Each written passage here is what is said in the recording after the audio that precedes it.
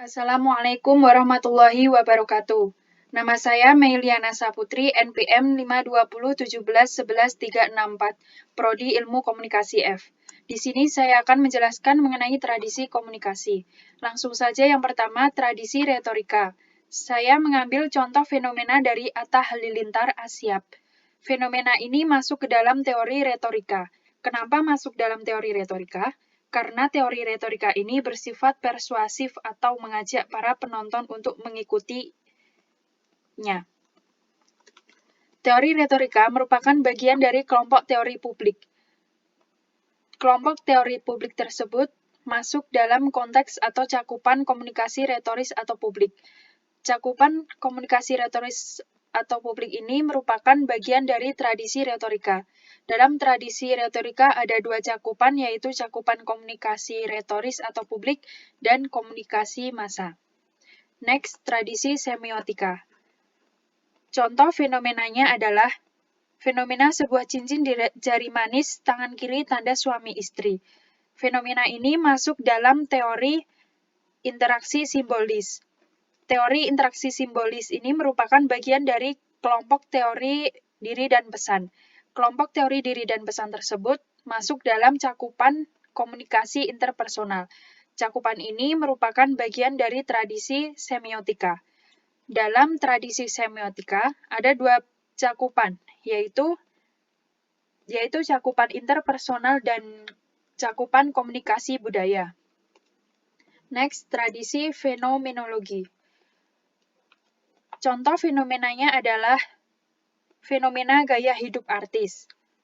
Fenomena ini masuk dalam teori kajian budaya. Teori kajian budaya merupakan bagian dari kelompok teori media.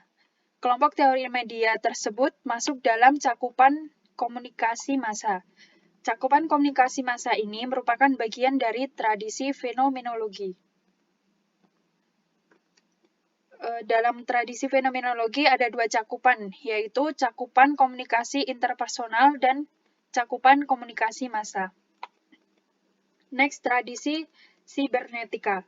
Contoh fenomenanya adalah fenomena Twitter. Fenomena ini masuk dalam teori pemrosesan informasi. Teori pemrosesan informasi merupakan bagian dari kelompok teori pengembangan hubungan. Kelompok teori pengembangan hubungan ini masuk dalam cakupan komunikasi interpersonal. Cakupan ini merupakan bagian dari tradisi sibernetika. Dalam tradisi sibernetika ada ada tiga cakupan, yaitu komunikasi budaya, komunikasi interpersonal, dan cakupan komunikasi massa. Next, tradisi sosiopsikologis. Contoh fenomenanya, saya ambil fenomena anak pang. Fenomena ini masuk dalam teori disonansi kognitif. Teori disonansi kognitif merupakan bagian dari kelompok teori diri dan pesan. Kelompok teori diri dan pesan tersebut masuk dalam cakupan komunikasi interpersonal. Cakupan ini merupakan bagian dari tradisi sosiopsikologis.